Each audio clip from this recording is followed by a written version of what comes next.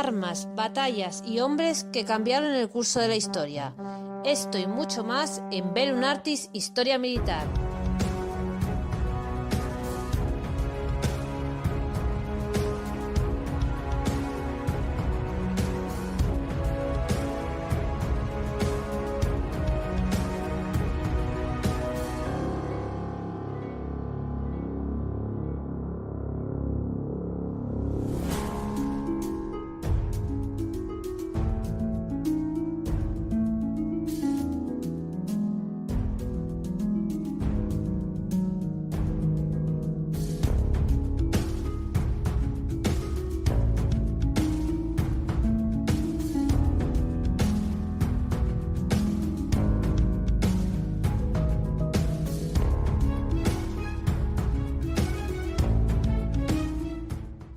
¿Cuál fue la causa de esta expedición cartaginesa a Iberia?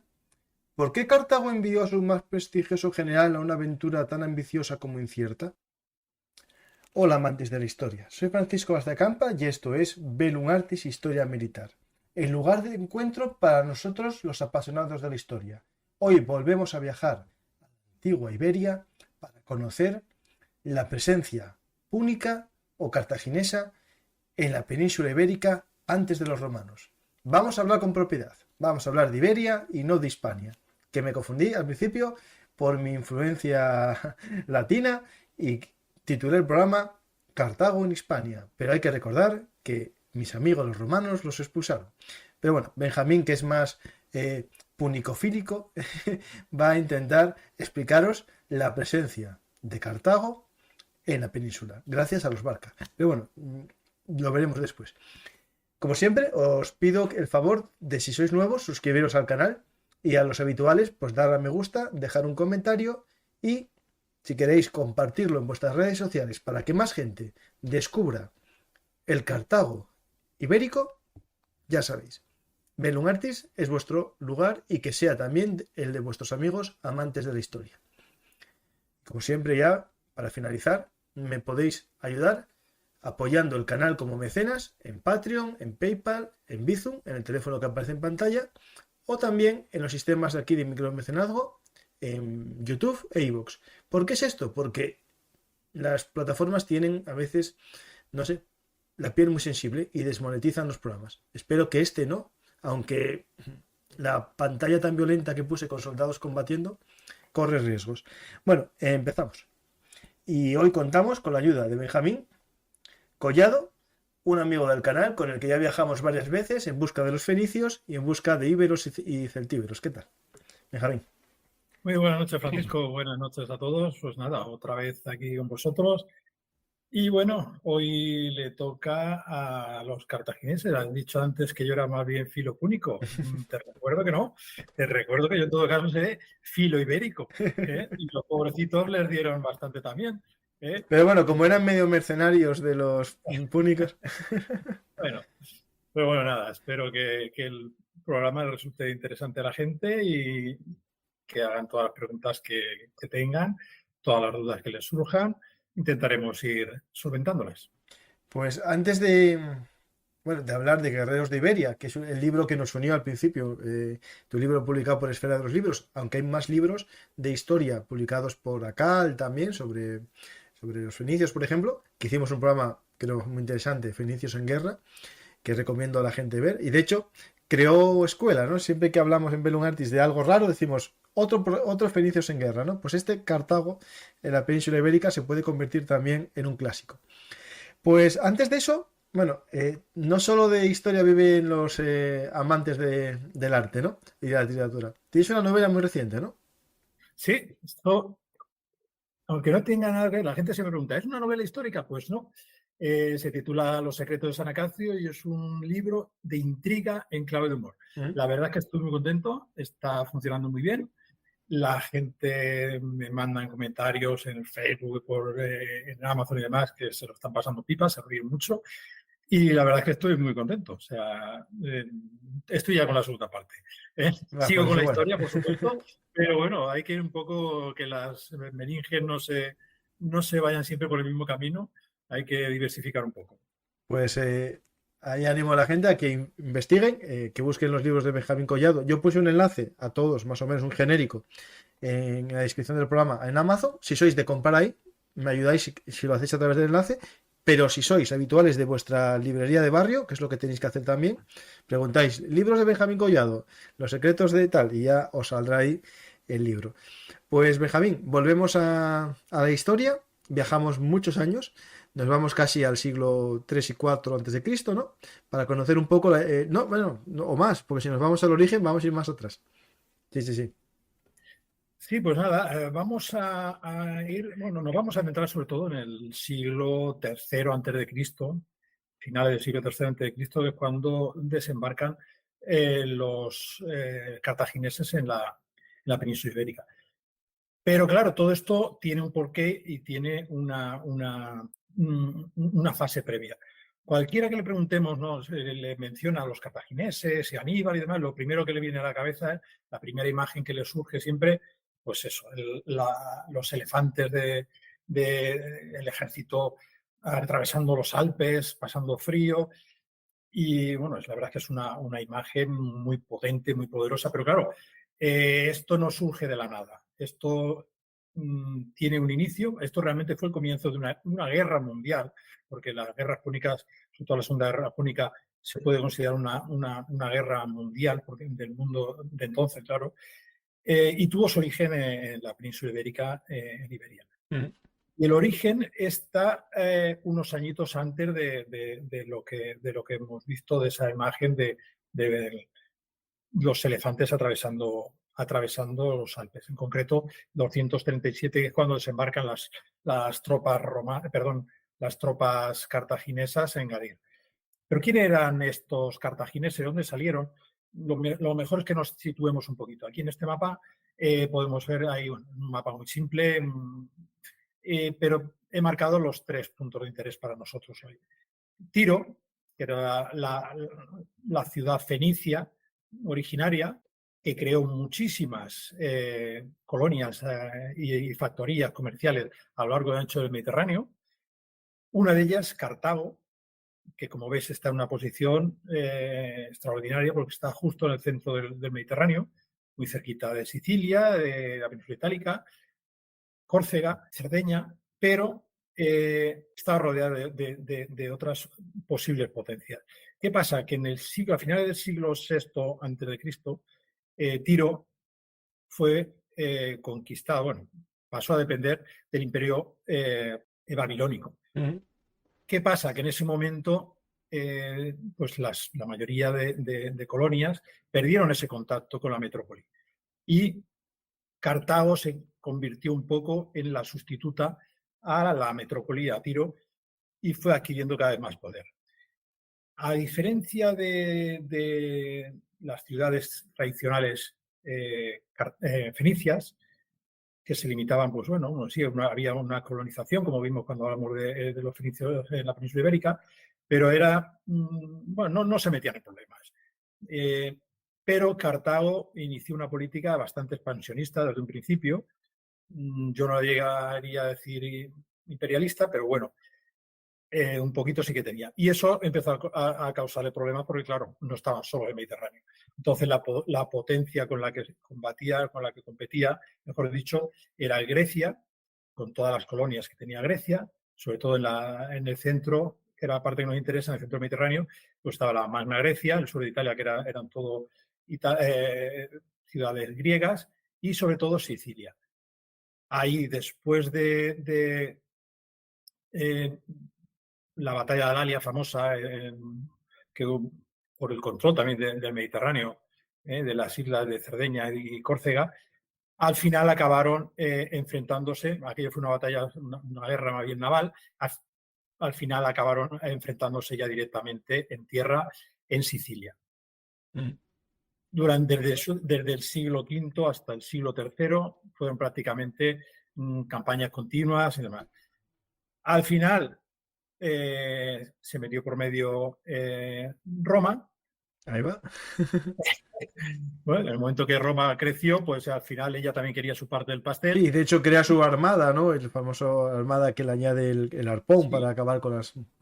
ahí, por ejemplo, vemos como esa primera guerra púnica, que acabó en el 264-241, fue sobre todo una guerra naval, acabó con la victoria de Roma, la armada, la poderosísima armada cartaginesa, pues quedó hecha trizas.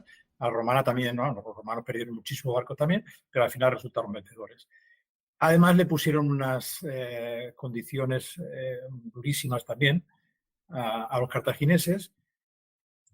Encima le hicieron ahí un poquito, bueno, tuvo el problema cuando retornaron los cartagineses a su territorio, al norte de África. Hubo un levantamiento de los mercenarios porque no cobraban sus soldados. Estuvo a punto de desaparecer realmente Cartago porque fue una guerra muy dura, que al final el que lo salvó fue Amílcar Barca.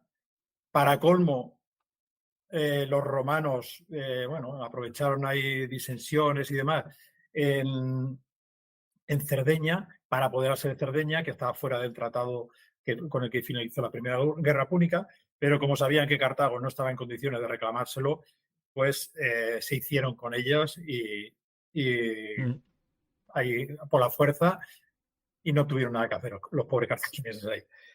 ¿Qué pasa? Ese, digamos, que es lo que hay detrás de las razones, los motivos por los cuales Cartago decide expandirse hacia el oeste. En un principio se decía pues que lo típica, la explicación que era para poder pagar la indemnización de guerra a Roma, que era una barbaridad, eran 2.200 talentos, casi 80 y tantas toneladas de plata. Eso era, pues, era una barbaridad. Había que buscar sitio que tuviese algún mineral para vender. Claro, entonces realmente, bueno, ahí hubo sus más y sus menos en la misma Cartago, en los bandos, sobre todo habían sobre todo dos bandos, uno capitaneado por los Bárcidas, ¿no? Por la familia de los Barca, y la otra capitaneado por Anón el Grande. Ellos preferían, eran familias de terratenientes sobre todo, y preferían expandirse por el norte de África y realmente ya habrían podido conseguir suficientes recursos como para pagar sin problema la indemnización a Roma. Sin embargo, ganó la posición de los Bárcidas y decidieron expandirse por la península ibérica. ¿Qué había allí? Pues había minerales, sobre todo había mucha plata, había cereales, había esparto, había hombres, ellos conocían ya de mucho tiempo porque lo habían empleado desde el principio del siglo V, por lo menos antes de Cristo, habían utilizado mercenarios íberos y celtíberos en Sicilia, con lo cual sabían que ahí tenían un gran granero de mercenarios. Entonces, todo eso en su conjunto hizo que se decidieran por expandirse hacia Hispania. Era una manera, bueno, una opción realmente imperialista. Querían hacer ellos habían perdido su microimperio, digamos, marino, ellos controlaban el Mediterráneo occidental, perdieron ese poder en el Mediterráneo occidental y quisieron recuperar ese poder de otra manera, esta vez en tierra. Por eso, en el 237 desembarcaron en Gadir, en principio capitaneados por Amílcar Barca. A él lo acompañaban Asdrúbal el Bello, que no era su hijo, Asdrúbal Barca entonces era un niño, era su yerno, y su hijo Aníbal, que también era un niño, pero lo acompañó desde el principio, que tenía 9 años. Claro, ahí Gadir en un principio no había mayor problema porque era una colonia fenicia, los tratos con ellos eran continuos, había muchos asentamientos, también contratos con los cartagineses, en Baleares había asentamientos también cartagineses. Sí que parece ser que había ya, como siempre suele pasar, en momentos de inestabilidad hay pueblos que intentan aprovecharlo. Entonces parece ser que había algunos de los pueblos indígenas del sur de la península ibérica, del área de la Turdetania, hacia el interior, hacia el norte, pues que aprovecharon que sabían que Cartago en esos momentos estaba en un momento difícil con la derrota contra Roma y aprovecharon pues para incordiar un poco a todas las colonias fenicias de del el Valle del Guadalquivir y toda esa zona. Entonces, esa también es una de las posibles causas de esta expansión, pero ya decimos que sobre todo serían unas cuestiones económicas y estratégicas, más que económicas únicamente, estratégicas de recomponer ese poderío que habían perdido en el mar, recomponerlo a costa de Iberia y de sus recursos. Pues tenemos Gadir, ¿no? Como punta de lanza, ¿no? Como lugar del desembarco. Bueno, Gadir es algo que era muy típico, ¿no? De los emporios y bueno, griegos también. Aquí en la península, ponerse en una isla o en algo, una península, para comerciar con los alrededores, ¿no? Es decir, no se atrevía a penetrar mucho del territorio y se comenzaban con cositas así. Lo que pasa es que los cartagineses no era su intención hacer un emporio comercial, sino una verdadera expansión territorial, ¿no? Sí, bueno, hoy se sabe que también los fenicios realmente no se limitaron a esos asentamientos comerciales. El Valle del Guadalquivir estuvo realmente colonizado plenamente por personas fenicias que se mezclaron con la población autóctona. Estamos con que realmente eso es lo que fue Tartesos, esa mezcolanza de Mm. pueblos indígenas que había en la zona de Valle del Guadalquivir, la zona baja de Huelva y demás, con esa presencia fenicia que está más que aceptada No, es hoy en día. lógico, porque al final comercio, si hay intereses, mandas guardias de seguridad para vigilar tus negocios, ¿no? Es decir, eso es algo que lo vemos a día de hoy incluso con las PMCs, ¿no? Al final no hay nada que no haya cambiado en la vida, ¿no?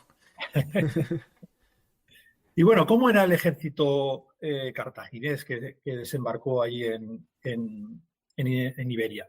Bueno, el ejército cartaginés siempre se ha dicho que estaba compuesto sobre todo por mercenarios y eso es una verdad a medias. Lo que sí que es cierto es que los cartagineses propiamente dichos, los ciudadanos cartagineses, dejaron de salir de África a mediados finales del siglo V antes de Cristo. De África. Siguieron combatiendo en guerras, después, por ejemplo, la Tercera Guerra Púnica sería habitual que lucharan, pero ya no salían de África. Entonces sí que es cierto que la mayoría de sus componentes del ejército cartaginés eran extranjeros. Pero ahí tenemos, digamos, cuatro tipos, diría yo, de guerreros, de soldados cartagineses. Por una parte, los que hablamos, los cartagineses sí, que serían los mandos, los mandos sí que eran cartagineses. En segundo lugar, teníamos fuerzas aliadas de otros pueblos vecinos con los que tenían Sí, los númidas, tratos por ejemplo, que eran muy habituales. y ellos les prestaban ejércitos.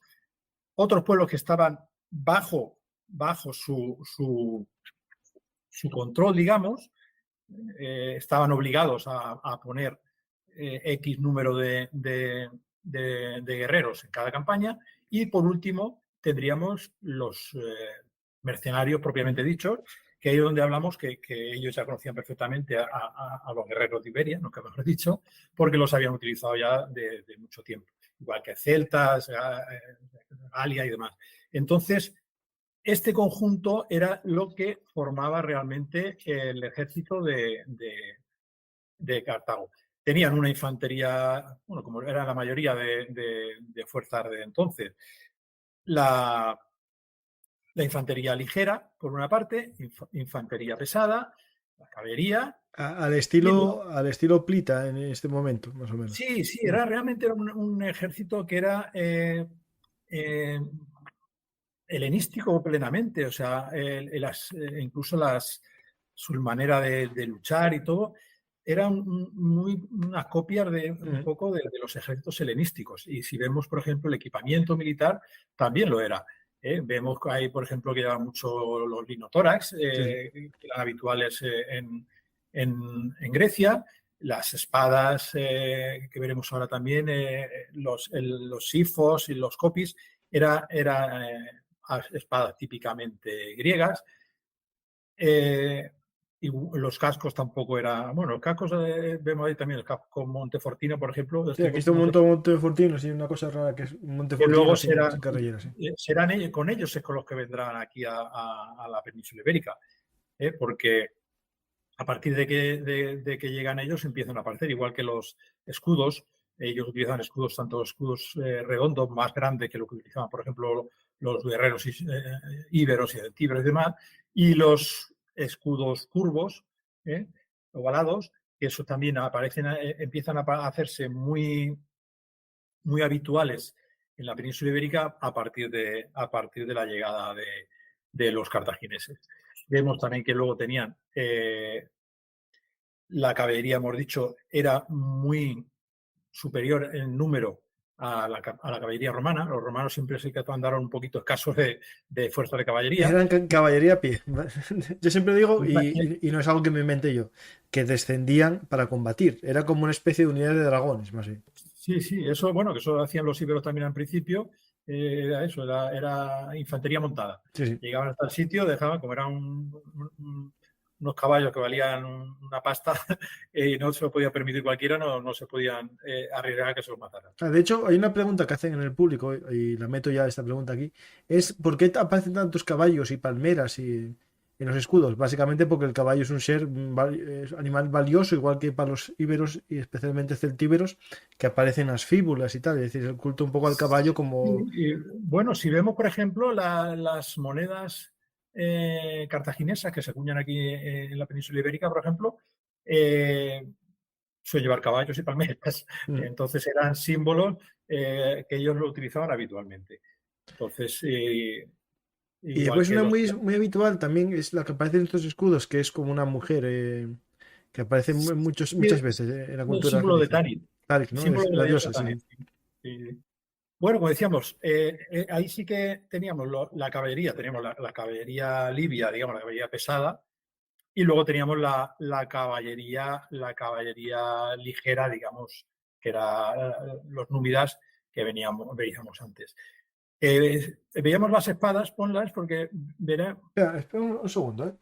Sí. Que voy a aprovechar una cosa para mostrar la caballería númida, porque tengo en mi libro de Cayo Mario, si no recuerdo mal, tengo una ilustración de los dos tipos. No. De la equipación. Básicamente esta es la equipación númida, que perfectamente podría valernos para los númidas de esta época de Cartago, porque es númidas de la época del siglo II, que valdría perfectamente. Vemos ahí linotoras y vemos la caballería ligera que iría solo con la toga, o sea, con la ropa. Sí, esto es de Cayo Mario. Sería exactamente igual. Digo, claro, la caballería ligera para acosar y demás, sin peso ninguno prácticamente, claro, también en otros aspectos era menos efectivo. Pero bueno, cada uno tenía su función y podía resultar tan funcionales como la caballería pesada perfectamente. No, y en los grandes desiertos con zonas muy amplias es ideal. ¿Ves? Aquí teníamos lo que hablábamos, las espadas, este es el tipo sifos, este es muy presente en Grecia y la utilizaban también la fuerza cartaginesa. Vemos tres modelos muy parecidos y en una representación de una cerámica griega donde se ve perfectamente que es la misma espada. Sí, sí. Igual. Vemos ahora las espadas curvas, el copis famoso, que también lo vemos en representaciones de cerámica, y dos ejemplares, uno de ellos doblado también. Que se diferencia, hay que recordarlo siempre, de la falcata, que no es exactamente igual. No, bueno, aquí vemos perfectamente, por ejemplo, en los dibujos, se ve muy bien cómo se utilizaba el copis, que era un arma de corte, era un tipo sable, era más largo que la falcata, solamente tenía un filo. La falcata se acorta, se le hace ese doble filo, por lo menos el tercio o la mitad inferior, con lo cual se hace más un arma para utilizar con la punta más que con el filo. Se le requita un reborde que tenía también la mayoría en el canto trasero, se le pone las acanaladuras. Es un arma realmente diferente, porque aunque la apariencia sea muy parecida, realmente son diferentes porque tienen una concepción distinta para el uso. Sí, sí. También utilizaban el arco y las flechas, que veremos, por ejemplo, estas flechas de arponcillo lateral, estas aparecen mucho en la península ibérica, y están siempre relacionadas con asentamientos fenicios y en donde pasaban las fuerzas cartaginesas. Vemos aquí ahora también una representación, un jinete en unidad con un equipamiento de lo más ligero, es unas cuantas jabalinas, su túnica, un pequeño escudo y a correr. A correr, nunca mejor dicho. Sí. Y luego tenemos aquí a los famosos elefantes cartagineses. Bueno, aquí podemos entrar en debate de si el de la izquierda es correcto o no. Eso vamos a hablarlo ahora. Sí, a ver, yo soy partidario, y creo que la mayoría de investigadores, por lo que yo sé, que es más real la imagen de la derecha que de la izquierda. Sí, justo. Sí. Vale. Realmente la imagen de la izquierda es una imagen hecha por ellos, es auténticamente cartaginesa, pues es una moneda cartaginesa, mientras que la izquierda pues, es una representación actual que está basada más en otros conflictos y en otros sí, no, el tema que lo tengo yo en un pequeño podcast y en un artículo de Belungartis en el blog, es el tema que la izquierda es un elefante indio y en este caso casi creo que es hasta africano de la estepa, es decir, de la sabana. ¿Qué pasa? Que el indio, que es el que en teoría penetró con Alejandro Magno y se metió posteriormente por todos los pueblos helénicos, es de ese tamaño. ¿Qué pasa con el africano? ¿No? Hay gente que se puso a ilustrar, sobre todo en el siglo XIX, a los fenicios y dijo, bueno, vale, África, pues tengo el elefante, ¿no? Y el de la sabana, que es muy grande. Entonces, claro, les viene muy bien para meter ese pequeño castillete, pero ¿qué resulta? Que el que viene en la moneda de la derecha es un elefante de las montañas. En la zona de la actual Cartago y Túnez y por ahí Argelia, existía una especie de elefante más pequeñito, no era era más pequeño incluso que el de la India, y por tanto no permitía un castillete. No digo que los primeros elefantes que usasen los cartagineses no fuesen indios, que pudo ser, pero después empezaron a usar los propios, y son más pequeñitos, son casi para montar dos personas, uno que lo conduce y otro que lanza jabalinas, pero montado como en un caballo. Sí, hoy lo que se piensa es eso, que son esta especie que ya está extinta, está en la zona del Atlas, efectivamente, y es eso, como mucho permitía, normalmente por lo que nos dice la fuente, sería solamente el guía, y tampoco sería extrañar que, como dices tú, fuera alguien detrás con una jabalina, con un arco, o que incluso el mismo guía pudiera llevar una jabalina, si se le pone a alguien a tiro, pincharlo. Pero deberíamos un poco olvidarnos de esa imagen de la izquierda, porque por lo menos para este momento histórico y para esta zona no sería... Sería, por ejemplo, para los de Pirro. Pirro, que tengo una serie de Pirro en guerra, ¿no? La guerra de Pirro. Y ahí sí, Pirro sí usó elefantes indios, pero en esto a lo mejor no. Ahí tienes razón. Comparto contigo. Luego, por ejemplo, teníamos, bueno, el caso famoso de esta cita que nos dio Tito Livio, relacionada aquí a la batalla de Metauro en Italia, pero que valía para esto, sobre los elefantes. Si quieres te la leo. Sí. Más elefantes fueron muertos por sus propios conductores que por el enemigo. Tenían estos un escoplo de carpintero con un martillo. Cuando las bestias empezaban a enfurecerse y a arremeter contra los suyos, el conductor colocaba el escoplo entre las orejas en el mismo punto de articulación donde se unía la cerviz con la cabeza y lo clavaba de un golpe lo más fuerte que podía. Una cosa que sí que es cierto, que por ejemplo, siempre se ha dicho que bueno, no sé hasta qué punto pueden ser efectivos los elefantes, porque cuando tal eran igual de peligrosos para los que atacaban como para los que defendían, porque perdían el control. A ver, eso es cierto hasta cierto punto. ¿Por qué? Porque si los estuvieron utilizando durante siglos, claro, cartagineses, y luego los romanos, que los habían sufrido, también los utilizaron ellos, acordémonos de Numancia, pues está claro que funcionaban. Eran efectivos aunque tuvieran sus problemas, pero bueno, ¿qué elemento no tenía? No, esto es como el dilema del carro de combates, ya no existe porque existen los anticarros, ¿no? De hecho, en la serie que tengo de las guerras pírricas, en la batalla de Benevento, los romanos emplean un arma antielefante, que son los cerdos en brea. Es decir, cogen unos cerditos, los untan de brea y los lanzan contra ellos, ¿no? Pero eso no implicó nada, porque después los romanos empezaron a usar los elefantes de guerra, ¿no? Es decir, ahí coincido contigo que un arma tenga un contraarma no evita ese arma, sino que, bueno, tomas tácticas distintas de uso, ¿no?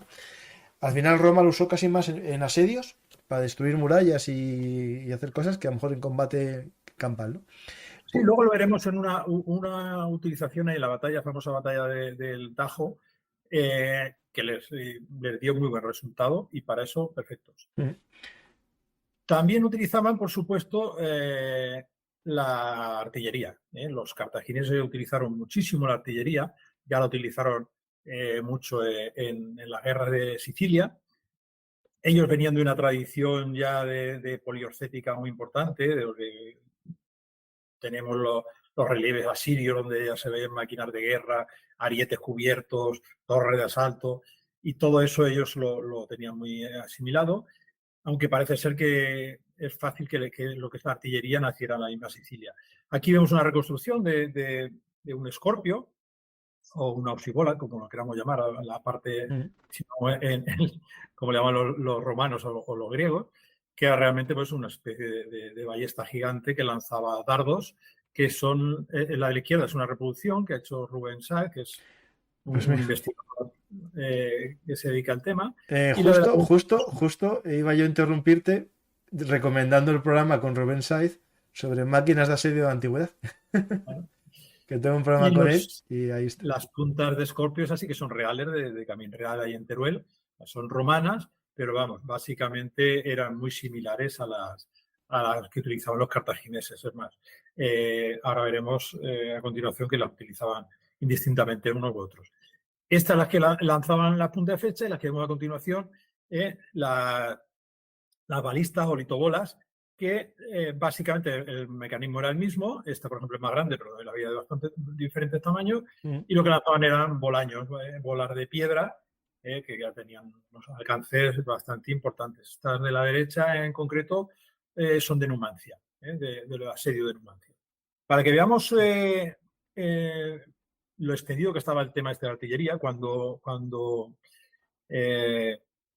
los romanos toman Cartago Nova, Carjadas, Escipión, recuperaron 120 oxibolas grandes, o sea, de los lanzadores de flecha, 120 grandes, 201 pequeños, y luego 23 litobolas, de estas de las que lanzaban las piedras, y 52 pequeños. Un buen tren artillero, sí, señor. Cientos de unidades que estaban ahí guardadas, más lo que tendrían las tropas que estaban en aquel momento en campaña. O sea, que era habitual, muy habitual en estos casos. Imaginaos los pobrecitos íberos y demás, que no habían visto una cosa esta en su vida, cuando se presentaran delante de sus murallas. Entre esto, los elefantes y demás, pues la verdad es que tenía que ser... Que sí. Vamos ya planteándonos cambiar de empresa, ¿eh? Vamos a ir a estos que además pagan bien. Para continuar, aunque no lo utilizan aquí prácticamente nada, simplemente pasar un poco por encima de la Marina, aunque aquí ya decimos que fue una campaña prácticamente terrestre totalmente. Pues aquí tenemos una trireme. En los barcos que utilizaban los cartagineses eran pues las típicas galeras de la época. Birremes ya prácticamente nada, eran trirremes, las cuatrirremes y los quinquerremes. Eran barcos, como vemos, bastante grandes, porque, por ejemplo, este es una trireme, pero la quinquerreme, por ejemplo, 40 metros de eslora, 5 de manga, tenía 300 remeros, más la tripulación. Podía llegar a otros 100 y pico personas, que eran realmente los que luchaban en el caso de llegar a enfrentarse barco con barco. Ya hemos dicho que aquí prácticamente no se utilizaron, aparte de que la mayoría de la flota había quedado destruida en la Primera Guerra Púnica contra Roma, pero todavía tenían y, claro, seguían fabricando. En esta época prácticamente la inmensa mayoría eran quinquerremes. Si vemos ahora aquí un esquema que pusimos ya cuando hablamos de los fenicios, de cómo van situados. Realmente el trireme tiene tres filas en altura de remeros. El cuatrirreme no es que tenga 4 filas. Vemos la parte de la derecha el cuatrirreme, que es 4 remeros, pero en 2 filas de remo. Y el quinquirreme, 5 remeros en 3 filas de remo. Si imaginaros una que tuviera que tener 3 puentes de remeros, ¿qué longitud tendría que tener el último remo? Sí. Y para moverlo, o sea, sería Sí. imposible. Entonces así era mucho más fácil. Este es el famoso puerto de Cartago, una reproducción. Estaba la parte, el rectangular, que era el puerto comercial, y luego la dársena militar, que era la circular, y vemos que tenía capacidad para unos 200 barcos, pero nada de a la calle, sino cada uno en una grada cubierta, o sea que eran barcos que se los cuidaban. Mira, hay una cosa que quiero comentar aquí, que creo que puede enriquecer un poco la conversación.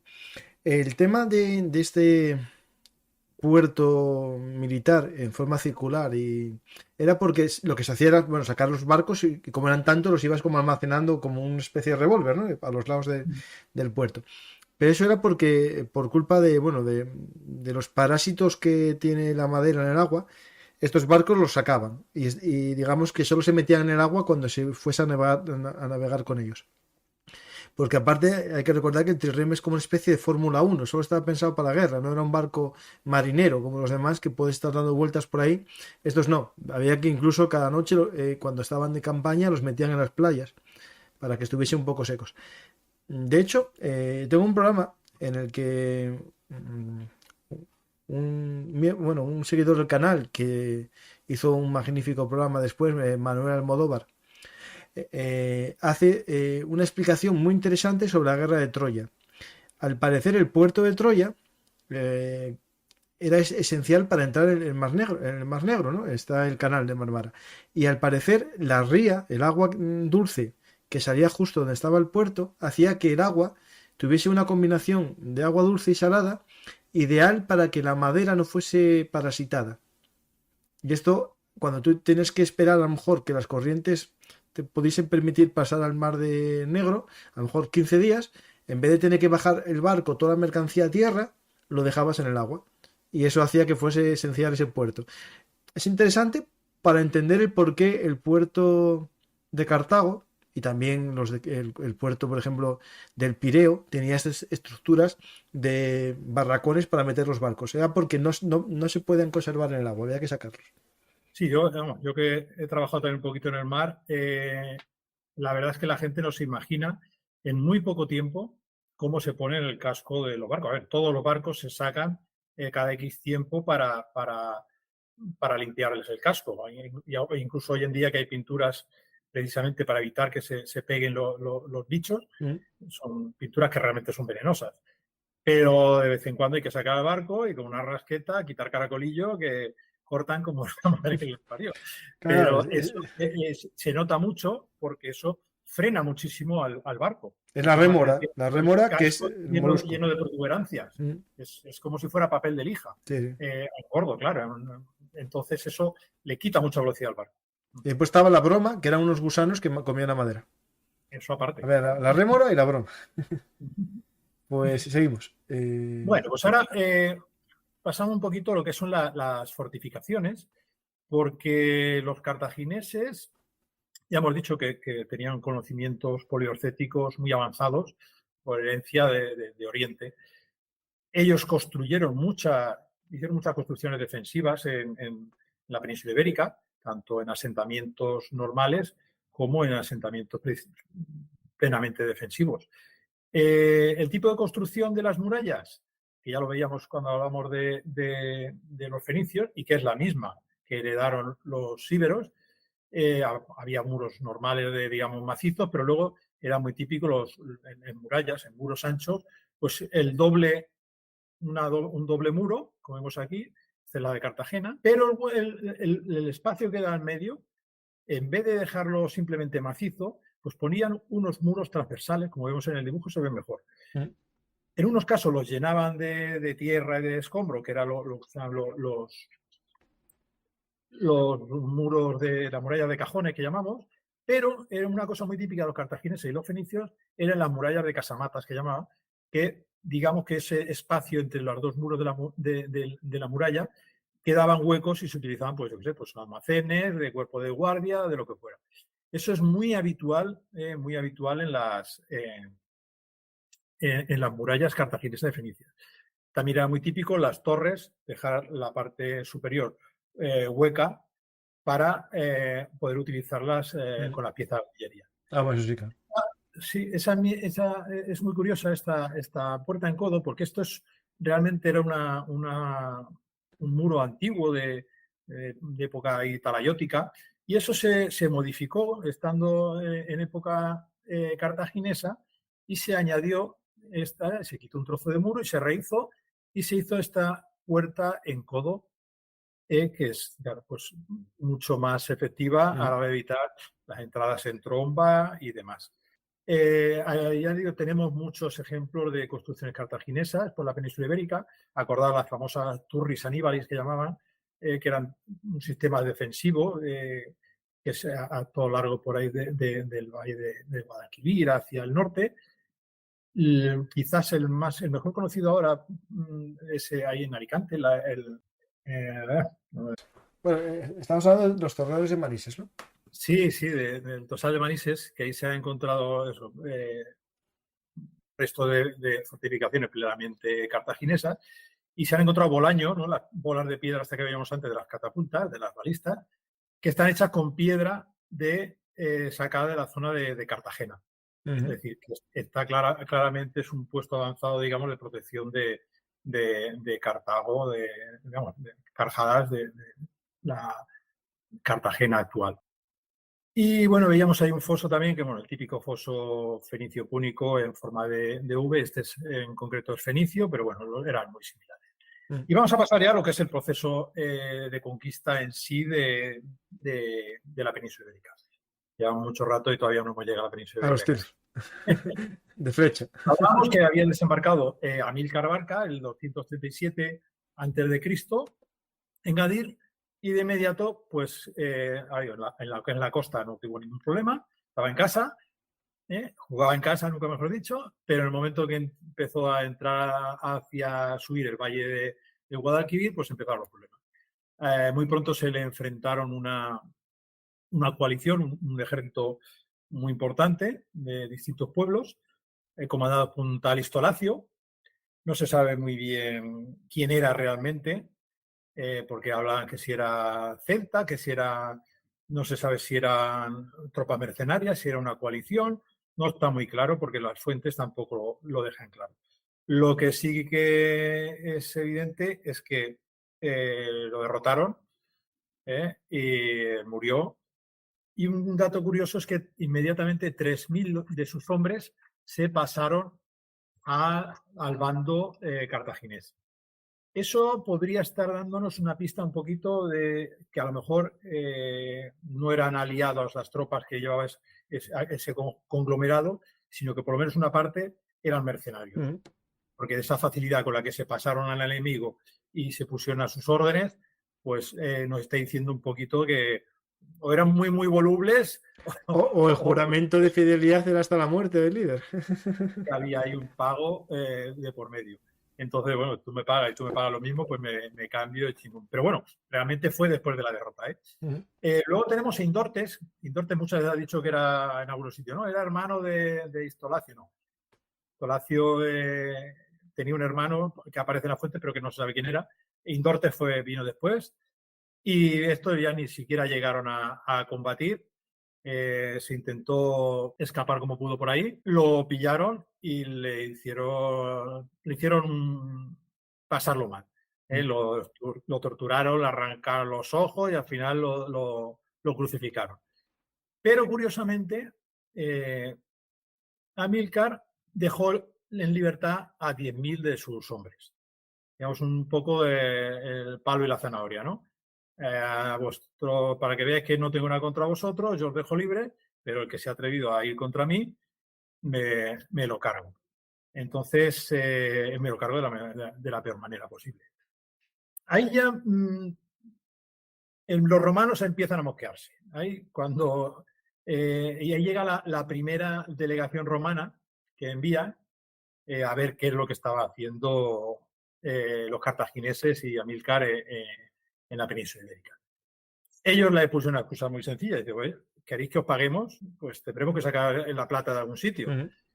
Era un poco excusa, un poco tal, porque primero ya tenían casi pagado, porque habían pagado una parte, digamos, al contado, y la otra eran en cómodos plazos. Me parece que eran 10 años, yo no lo recuerdo. Y estaban ya casi cumpliendo el plazo, con lo cual era muy poquito lo que les quedaba. Pero bueno, no les quedó otra también los romanos, decir, bueno, vale, me lo trago. Aceptamos pulpo. Y se volvieron por donde habían venido. Ya te digo que no está... Bueno, era una excusa como otra cualquiera, pero bueno, ahí es lo que dijeron y ellos se lo tragaron. Sí. Mientras les pagasen no les importaba mucho el dinero. Sí, claro. Pero bueno, ellos ya estaban con la mosca detrás de la oreja. Sí, una cosa es que estés creciendo demasiado. Me parece que esto ya... Amílcar continuó ahí por la zona, subiendo hacia el norte, antes de que se lo cargara. Fundó una ciudad, Acraleuque. Ahí ha habido mucho, bueno, y sigue habiendo un poco de controversia. Siempre se ha puesto como que era Alicante, Acraleuque, la ciudad blanca, el Peñón Blanco, el campamento blanco, porque parecía coincidir, ¿no? Puede ser Calpe también. Alicante, aunque más bien se la quería, digamos, identificar con el que decíamos antes, el Posal de Manises, que era un poquito más... ¿no? La muestra más evidente de presencia cartaginesa. Hoy se piensa que cada vez más que pudiera ser Carmona, mucho más lejos, en Sevilla, donde ahí tenemos, bueno, aquí también hay controversia, hay la famosa puerta de Sevilla de Carmona, que es la mayoría de lo que vemos hoy es muy posterior, claro, pero la base de la torre y muralla y demás pudiera ser cartaginesa. Pero ya digo que no está muy aclarado. No, lo que está claro que la dirección, que no tiene muy claro por dónde es, unos a la izquierda, otros a la derecha. Sí, es que además están muy separados. O sea, por eso. Hasta Alicante, pues la verdad. Pero sí que es cierto que tenemos ahí casi 9 años que no sabemos nada. En la fuente no nos dice nada de lo que estuvo haciendo este hombre. Entonces sí que pudiera estar en cualquier sitio. Sí. Lo que sabemos cómo murió, pues en un asedio a una ciudad que se llama Élice, que también durante mucho tiempo, por el nombre más que nada, se estuvo pensando que era Elche de Alicante, pero ahora se considera más bien que sea Elche, pero Elche de la Sierra, que está en Albacete. Entre otras cosas porque ahí, según cuentan las fuentes, bueno, ahí se quedó Amílcar asediando esta población, despachó a buena parte de su ejército a Craleuque, a hibernar, pensando que era suficiente con la fuerza que se quedaba. Supuestamente se levantó un régulo de la zona, que ellos creían que era aliado, se puso en su contra, un régulo oretano, y tuvieron que salir por piernas. Levantar el asedio, huyeron, consiguió Amílcar, despistar a dividir las fuerzas en 2 grupos, de manera que sus hijos salvaron la vida, Aníbal y Asdrúbal Barca, pero llegó un momento en un río, lo alcanzaron, cayó al agua y murió. Pero bueno, no cuentas lo interesante. A ver, ¿cómo huyó y cómo murió? Esto tengo un artículo del blog del año 2016, para que veáis que no llevo 4 días contando historias, que se llama Los toros embolados y Amílcar Barca.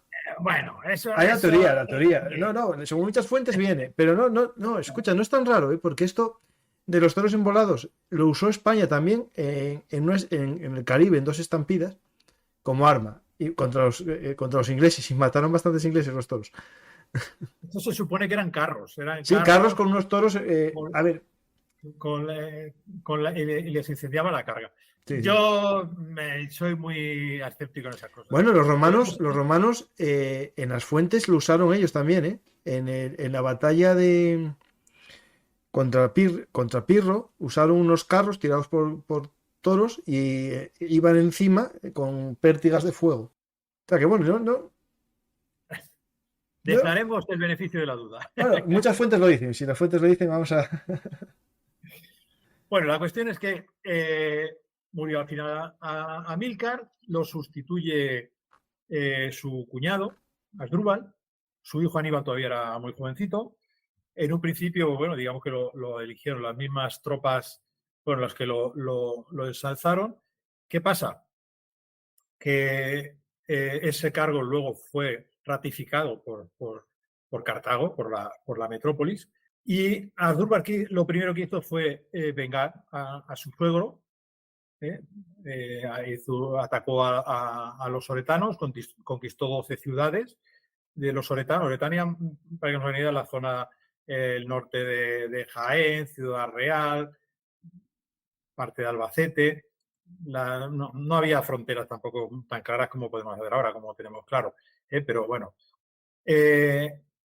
Asdrúbal se caracterizó, aunque también utilizó, como vemos, la fuerza física cuando hizo falta, tuvo un poquito más de mano izquierda, fue ya el primero que se casó ya con una princesa, entre comillas, local. Ya todos sabemos que estos matrimonios realmente no tenían nada que ver con el amor ni con nada por el estilo, eran simplemente pactos que se sellaban con un matrimonio. Es más, Asdrúbal era el cuñado de Amílcar, es decir, estaba casado con su hermana, con lo cual o se había divorciado o había enviudado o era bígamo. Entonces, ya decimos que esto no tenía nada que ver con amoríos ni nada por el estilo. Era política pura y dura. Fue Asdrúbal el que, además, es curioso porque Asdrúbal el Bello era muy amigo de Amílcar, aparte del cuñado. En su momento se dijo que era demasiado buen amigo de Amílcar. Hubo también salseo, por lo visto. Sí. Ahora, hubo ahí sus rumores de que tenían algo más que una amistad. Pero bueno, lo casó con su hermana y se acabaron los problemas. Y lo seguía teniendo en casa. Seguimos con Asdrúbal. Igual que había hecho Amílcar, construyendo su base de Acraleuque, ya digo que posiblemente sea más bien Carmona que Alicante, Asdrúbal creó su nueva capital, ya sí en la costa, Carhaddás, lo que conocemos como Cartagena actualmente, la Cartago Nova de los romanos. La verdad es que es una base perfecta, es un puerto realmente privilegiado y, bueno, siguió siéndolo y a los romanos les costó. Bueno, no pensaban que lo iban a conquistar con la facilidad que lo conquistaron los romanos. Fue un golpe de suerte por las marismas. Sí. Las condiciones del sitio eran estupendas. Siempre se ha hablado mucho, lo que decía ahora, de esta mano izquierda de Asdrúbal, pero bueno, era mano izquierda relativa, como digo, porque aparte de estas campañas, ya ellos, una de las cosas muy típicas, aunque lo ensalzaron como máximo autoridad, los mismos íberos, como máxima autoridad de Iberia, era para ellos casi como un rey, o eso hacían ver. Él parecía que les daba, no poder, pero bueno, parecía que les dejaba que ellos siguieran su vida como si nada, cuando realmente el poder estaba en la mano de los cartagineses. Luego invitaban a estas élites íberas a que enviaran familiares a su capital, sobre todo a Carhaddás, en la invitación entre comillas, porque por supuesto lo que eran rehenes justo. Se mantenían allí para asegurar esos pactos que habían hecho entre las ciudades indígenas y los cartagineses. Eso los cartagineses lo utilizaron muchísimo, el uso de los rehenes, los romanos también, aunque ellos, claro, como siempre hablamos, que la historia la escriben los vencedores, entonces las fuentes romanas siempre dicen que eran los romanos iban liberando por ahí a los rehenes cartagineses, pero lo cierto y verdadero es que ellos también iban cogiendo rehenes siempre que podían, porque era una manera muy útil de asegurarse la fidelidad y el cumplimiento de los pactos. Es un clásico de en todos los, Aquí fue cuando en llegaron todos otra los vez ya imperios.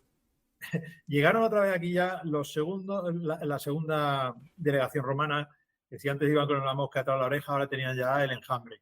Porque claro, ya se veía que la cosa iba en serio, estaba cogiendo mucha fuerza, habían ocupado ya una zona muy importante de la península ibérica, estamos ya en el 226 a.C., y ahí es cuando firman el famoso Tratado del Ebro, Mm.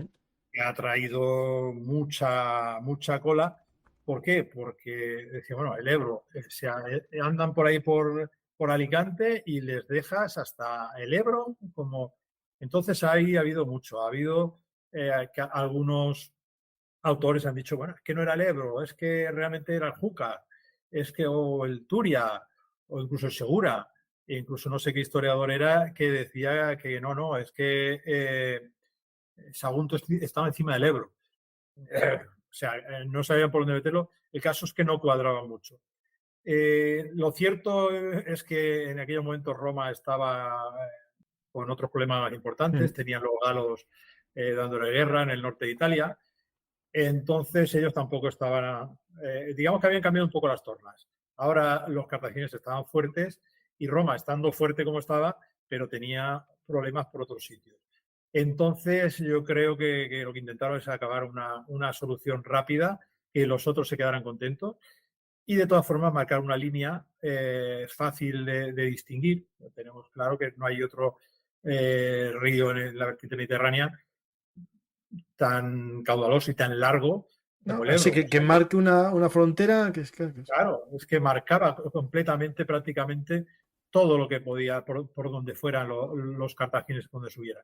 Mientras que los otros ríos, pues no estaban tan claros, o otros, ya no otros ríos, otras fronteras que hubieran puesto, que sería más complicado de controlar. También así aseguraban los intereses de Masalia, de las colonias griegas, que también estaban un poco ya preocupadas porque el poder cartaginés no dejaba de aumentar. Lo cierto es que ese tratado se firmó y lo único que no tenían que atravesarlo ninguno de los dos, digamos, firmantes en armas, que será la única, realmente lo que establecía Mm. ese tratado. No pasar esa línea, ese río en armas. Bueno, Y ahí es donde si murió. descubriesen que la zona de Santander no llega. Ah, habría pasado, pero había tenido un buen rodeo, ¿eh? Pero Asdrúbal muere asesinado el 220-221. También es un episodio un poco que no está muy claro, que es un esclavo celta, un sirviente. El caso es que lo mató. Y ahí toma relevo Aníbal, que lo primero que hace es, para continuar las buenas costumbres, le hizo mil perrerías al pobre esclavo este antes de matarlo. Imagino que también intentando saber por qué lo hacía y supuestamente era por un agravio a un antiguo amo o alguien con el que tenía algún pacto de hospitalidad o de amistad. El caso es que lo mató. A lo mejor sería una pista de los motivos de esta muerte de este esclavo celta. Es que lo primero que hizo Aníbal fue lanzar una expedición contra los Orcades, Mm. una tribu que estaba en la zona de los montes de Cuenca, hacia el este, céltica. Entonces, bien pudiera ser algún episodio que nos hemos perdido en la historia, pero que estuviera relacionado, porque es casualidad que simplemente hiciera una rápida incursión, se cargó su capital, Altia, y se volvieron a carcajadas. Entonces, quizá pudiera ser que estuviera relacionado. Al igual que antes, a Aníbal lo ensalzaron, lo colocaron como máxima autoridad las mismas tropas y luego el cargo fue ratificado por las autoridades de Cartago, de la capital. Y ahí tenemos una cosa, es un episodio que es curioso, cuando menos curioso, las campañas que inició Aníbal por la zona de la meseta, atravesando pues, zona de la Carpetania, territorio de Betones, hasta el territorio de los Baceos, llegó al Mántica, a Salamanca, y Arbucala, que no se sabe muy bien, siempre se ha pensado que podía ser Toro en Zamora, ahora dicen que podía ser el Viso de Bamba, también en Zamora. El caso es decir, bueno, ¿a qué vino esta expedición tan lejana? Y bueno, ahí la verdad es que yo creo que nunca lo sabremos exactamente, pero puede ser una combinación de motivos también. Por una parte, tendría una manera de demostrar, empezando por sus tropas, que era el que mandaba, era capaz de diseñar una campaña y de llevarla a efecto. La distancia es bestial, como vemos. Esa demostración de fuerza también para todos esos territorios por los que atravesó, le venía a él también muy bien, por una parte, para pacificar la zona, decirle, mirad lo que tenéis delante, está tranquilito de vuestra casa. Conseguir pertrechos de grano y demás, conseguir hombres, etcétera, etcétera. Yo pienso que era una combinación de todos estos factores y una preparación para lo que él ya tenía en mente claramente, que era ir a por Roma. Fue una manera también a lo mejor de saber cómo yo me voy a ir. Asegurar el territorio que tengo aquí. Voy a dejar las cosas tranquilas en casa antes de moverme. Pero porque si no es que no tendría mucho sentido esta expedición, pero digo porque tenía muchos pueblos, digamos, también enemigos mucho más cercanos y no hace falta irse tan lejos. El problema lo tuvo a la vuelta, que casi le sale cara a la expedición, porque fue sorprendido por una coalición de pueblos. Las fuentes hablan de 100.000 guerreros, ya serían algunos poquitos menos, pero lo curioso, que esto lo hablamos cuando estuvimos hablando sobre los íberos y los celtíberos en su momento, es que era una coalición de pueblos también bastante dispares, porque había carpetanos, había baceos y los supervivientes del Mántica, había también olcades de los que se habían escapado de Altia. Conseguir reunir un ejército, aunque no fueran 100.000 ni aunque fuera la mitad, en tan poco tiempo, porque tuvieron poco tiempo para reunirlo, y conseguir esperarlos en un sitio que ellos consideran propicio, pues tiene también mucho mérito. Los atacaron en unas cercanías del Tajo, ahí entre Toledo y Madrid, no se ha encontrado el sitio. Cuando los cartagineses vieron aquella fuerza, bueno, la misma fuente dice que si se hubieran enfrentado cara a cara, habrían resultado derrotados. Entonces, pues bueno, ahí está también el genio militar de los dirigentes. Cruzaron el Tajo y utilizaron el Tajo a modo de foso. El foso además con agua. Ahora os espero yo en este lado. Cuando empezaron a cruzar los guerreros enemigos, sobre todo los que iban a pie, por una parte atacaba la caballería cartaginesa en el agua. Siempre tú estás encima del caballo, el otro está con el agua al cuello. Yo desde encima del caballo te masacro sin ningún problema y tú dentro del agua no te puedes manejar. Pero los pobrecitos que llegaban a la otra orilla, ay amigo, ahí nos estaban esperando los elefantes, 40 elefantes que llevaba, y los iban chafando como cucarachas conforme salían del agua. Entonces los que se le escapaban a la caballería en el agua, los pillaban los elefantes, y los que se escapaban, pues estaba el resto de la tropa formada detrás. Esto es una victoria que pudo haber sido una tremenda derrota, porque si se hubiera pudiera haber cambiado la historia. Ahí se cargan ahí al ejército de Aníbal, y si se lo han cargado a él, pues se habría acabado la Segunda Guerra Púnica antes de empezar. Ahí la fuente, el Tito Livio, dice que después de esa victoria quedó toda Iberia, del Ebro hacia abajo, en poder de los cartagineses. Evidentemente es una exageración, porque bueno, realmente no habían tomado nada. Simplemente habían hecho una demostración de fuerza por una parte pequeña de la península ibérica, pero todavía les queda mucho.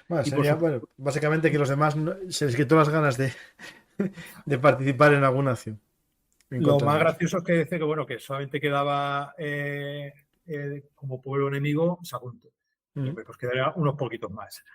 Este también siguió los pasos de de su tío, de Asdrúbal, y se casó en Cástulo con una princesa, no, una princesa, la hija de un régulo íbero, que luego, bueno, Silio Itálico nos dice que se llama Emilce. Bueno, y Silio Itálico tampoco hay que fiarse mucho de él, porque él realmente era un poeta y lo que hacía era adornar lo que sabía de otros autores antiguos, pues él lo adornaba y lo exageraba mucho.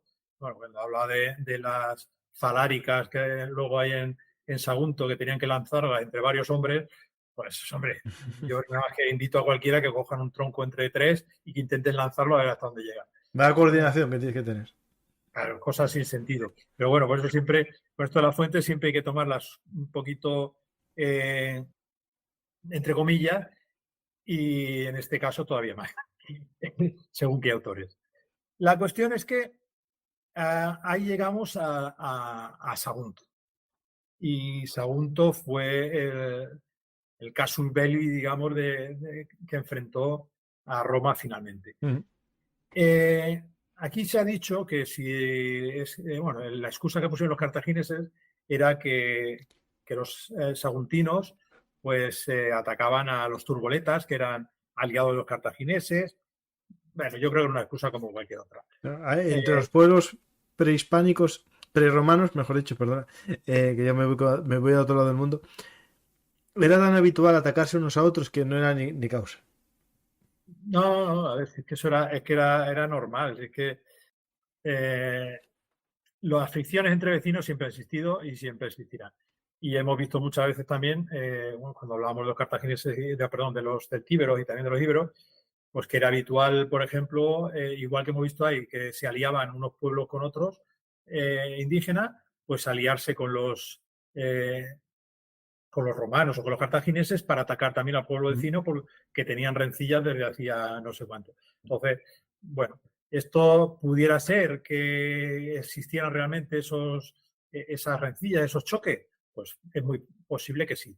Pero que esa fuera la verdadera causa, pues no creo. Lo que sí que parece es que efectivamente Sagunto estaba muy relacionada tanto con las colonias griegas y posiblemente con Roma desde bastante tiempo antes. No nos han llegado tampoco ningún tipo de tratado que existiera que pudiéramos decir exactamente en qué términos, pero sí que bueno, hay algunos detalles. Por ejemplo, Sagunto fue la primera ciudad íbera en acuñar moneda, y tenía bastante parecido con monedas griegas. Las instituciones de Sagunto pues nos hablan ahí de senados y demás, que eran bastante, aunque eso siempre hay que tomarlo un poquito. Sí, porque los romanos llamaban senado a cualquier cosa que se pareciese algo a su senado, ¿no? Es decir, no. Pero en este caso hacían más hincapié, con lo cual es posible que estuviera más parecido a lo que ellos conocían. A ver, también tiene más sentido porque teniendo también trato con Grecia y demás, pues normal que tuviera algo más parecido. El caso es que Roma esgrimió ese tratado, supuesto tratado, y que no se le ocurriera atacarlo. Aún así, Aníbal pues no hizo ni caso y atacó. Lo primero que hicieron, como solía hacerse entonces y después también, arrasar todas las zonas de cultivo de alrededores. Por una parte, yo me aprovecho de lo que hay para mis soldados y por otro lado te lo quito a ti. Yo lo aprovecho y tú no lo aprovechas. Y luego empezó, en un principio no parece que tuviera intención de sitiar la ciudad como tal.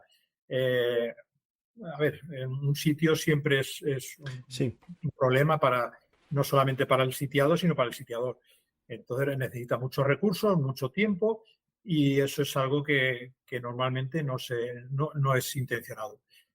Atacaron por 3 puntos diferentes de la ciudad, pero los íberos se defendieron sin problema y los rechazaron. E hicieron además un montón de bajas. Luego no se quedaban esperando tampoco dentro, hacían salidas los íberos, que les mataban gente, les quemaban máquinas de asedio, etcétera, etcétera. Entonces, la cosa al final se alargó más de lo que pensaba. Se estableció ya un sitio, ya un cerco como tal, empezaron a utilizar ya en serio la máquina de asedio. Hay Tito Livio, que la verdad es que lo narra todo de pe a pa. También lo que decíamos antes, siempre teniendo en cuenta que hay romano. con pinzas, pero bueno, sí que lo narra con mucho detalle y pudiera tener bastante viso de realidad. O nos dice que utilizaban los arietes, como vemos aquí en la imagen a la izquierda hay un ariete cubierto. Vemos el sistema que recomendaban en los tratados de estos antiguos para evitar el uso de los arietes, era lanzar una viga desde arriba para partirlo. A la derecha vemos un mantelete. Este es un mantelete muy sencillo, muy, muy simple. Se utilizaban mucho más grandes, con ruedas incluso, y se utilizaban para proteger a los que se acercaban a las murallas. Otros eran ya pues cubiertos, tipo túneles cubiertos, las vineas y demás. Eso nos lo narran perfectamente aquí, que utilizaban los cartagineses para acercarse a los muros. Ya te digo que muchas de estas máquinas se las incendiaron en las salidas. Incluso el mismo Aníbal fue herido de una pierna.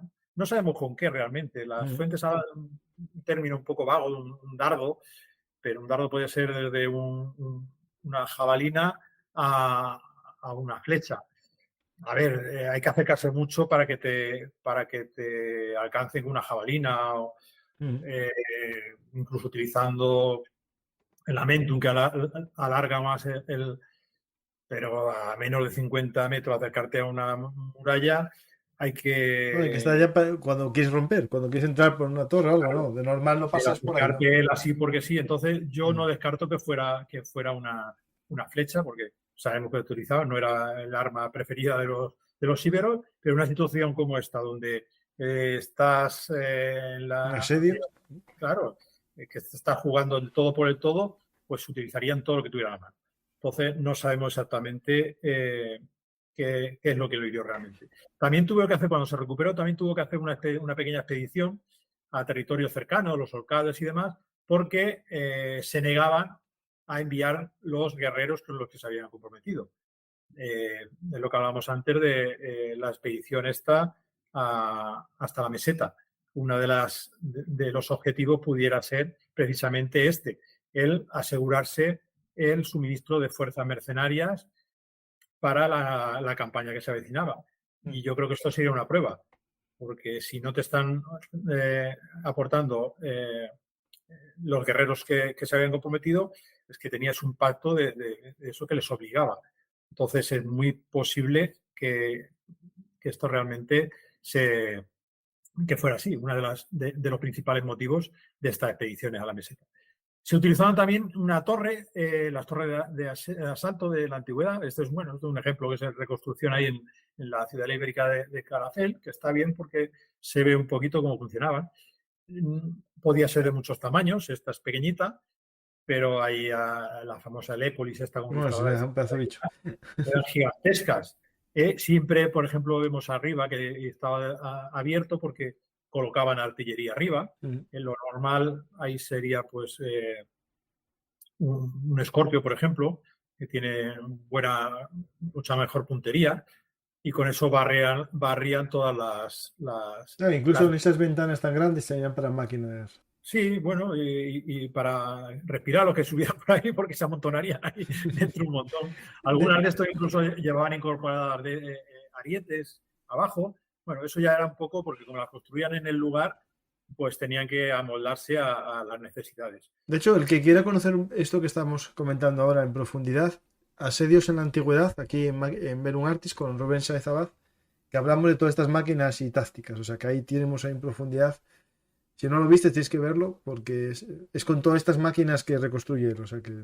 Yo fui a ver hace años el Trebuchet Park, que cuando lo tenía aquí en Teruel. Yo fui este año, hace unos días, en Semana Santa, a Belmonte, al Castillo de Belmonte, en Cuenca. No, en Ciudad Real. No, Cuenca, sí. Y tengo un vídeo que tengo que subir con Juan Molina, que es uno de los colaboradores habituales de Verum Artis, que es el guía. Por tanto, el que vaya a Belmonte al Trabuchet Park, que está dentro del castillo de Belmonte, pues el guía es de Bellum Artis. Decirle que sois seguidores. Sí, sí, yo lo estuve viendo y está muy bien porque te hacen unas demostraciones prácticas del uso de alguna de las máquinas. A Y día está, de hoy lanzan un Trabuchet, sí, sí, sí, un sí. trabuco de 30 kilos de piedra que lo lanzan. El otro día me enseñaron un vídeo, lo que pasa es que ahí falló y salió hacia atrás. Pero bueno, son errores de la artillería también. Bueno, pues El que subí a esto, Instagram está bien, que lo busque la gente.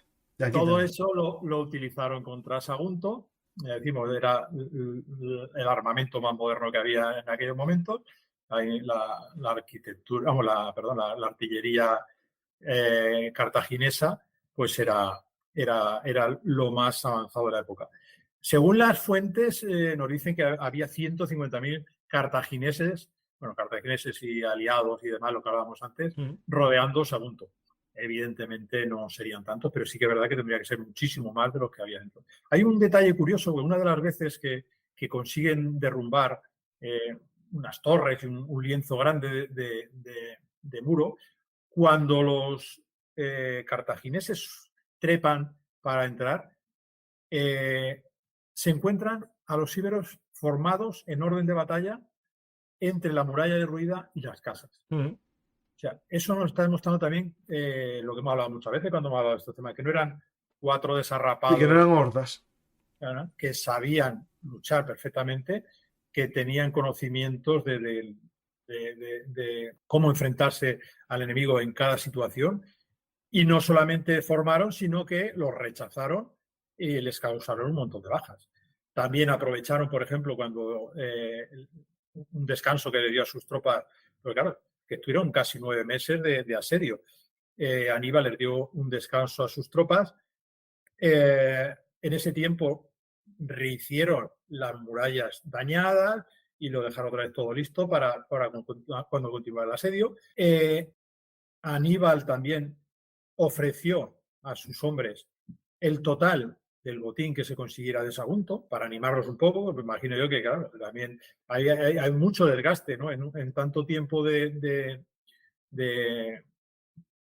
cerco, ya estamos hablando de eso, tantos meses, pues las fuerzas al final flaquean.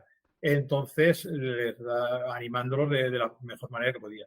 Y al final, bueno, pues ya con esta, la ayuda de la torre esta y la artillería, pues ya consiguieron acercarse a la muralla, barrer la muralla de manera que no hubiera ningún tipo de nadie defendiéndola desde arriba. Consiguió que se acercaran 500 africanos con picos, zapadores, y ellos ya consiguieron hacer varias brechas y ya consiguieron entrar en Sagunto. Aún así, los íberos siguieron defendiéndose, haciendo muros internos. Cada vez que iban avanzando un poco, ellos construían otro muro. O sea, la ciudad se iba haciendo cada vez más pequeñita y ellos cada vez estaban más constreñidos. Llegó un momento pues, que no había ni agua ni comida. Según Silio Itálico, ya hemos dicho que es un poquito fantasioso, pues que se comían las cortezas de los árboles y el cuero de los escudos. Bueno, el caso es que llegó un momento que ya era imposible continuar. Hubo un tal halcón que se pasó secretamente, salió a ver si conseguía intentar conseguir un pacto para que los dejaran, ¿no? Para O acabar sea, el ya. Cartógenes es Aguntino. ¿Qué pasó? Que el problema es que las condiciones que les ponía Aníbal era que salían con lo opuesto, o sea, ni armas, ni oro, ni plata, absolutamente nada, y que la ciudad la tenían que abandonar y se asentarían donde él les dijera.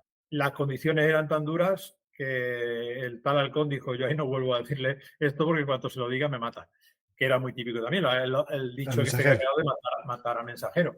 Pues a ver, lo que muchas veces decía, no, tú convéncelos de esto y tú tendrás un trato especial. Entonces, muchas veces pensando los otros que había llegado a algún tipo de acuerdo personal, se cargaban al mensajero. Y este ni se atrevió a decirles, a dar las condiciones. Malas noticias, mejor no darlas. Claro, no, yo me quedo, yo ya ni entro. Entonces sí que luego hubo otro, en este caso, un hispano que, bueno, hispano, no sabemos si era íbero de qué era, pero era de la península ibérica, pero que estaba un vecino de la zona. No, estaba con los cartagineses, no sabemos quién sería. El caso es que un tal Alorco, sí que fue y les dijo las condiciones, intentó convencerlos, los otros vieron que ya estaba todo perdido y ahí viene ya la famosa imagen esta que se ha reproducido en cuadros y demás, que la gente, los que tenían dinero, pues amontonaron sus riquezas, le metieron fuego a sus mejores vestidos, a sus muebles, a sus armas, echaron el oro y después se tiraron ellos encima del fuego, otros se metían en las casas, encendían a la casa y morían abrasados. Eh, bueno, era muy bonito, muy duro y muy heroico, pero lo cierto es que quedaron gente viva porque cuando entraron ya sangre y fuego los cartagineses todavía mataron a mucha gente y no solamente eso, sino que a otros los vendieron como esclavos. Lógicamente, sí, que por cierto lo vendieron a la Tour de Tania. Con lo cual, Muertos no estaban. señal de que, claro, que había quedado gente viva, igual que pasó con Numancia, que también no había quedado nadie, pero luego llevaron no sé cuántos esclavos y tal, o sea que sí que había gente. Y no solamente eso, sino que los romanos, supuestamente, años después, cuando conquistaron Sagunto a los cartagineses, volvieron a repoblar Sagunto en parte con antiguos habitantes de Sagunto, con lo cual quedó bastante más gente de la que nos decían las fuentes, que bueno, que era mucho, pues eso, ensalzando ese momento tan crítico y esa reacción heroica de morir antes que perder la libertad. Pero realmente no fue tanto. Sí. La cuestión es que hay todavía durante el asedio aún vino una última delegación romana. Aníbal ni siquiera se molestó en recibirlos. Dijo que era peligroso que se acercaran. Entonces ellos se fueron a Cartago. En Cartago tampoco les hicieron caso, con lo cual ya la guerra estaba servida. Roma declaró la guerra a Cartago y aquí lo dejaremos, si quieres, para otro programa, otro Sí, sí. día. Haremos la continuación, que será la guerra, ya lo que es la Segunda Guerra Púnica. Sí, sí. Aquí lo que sí que sabemos es que se volvió a sus bases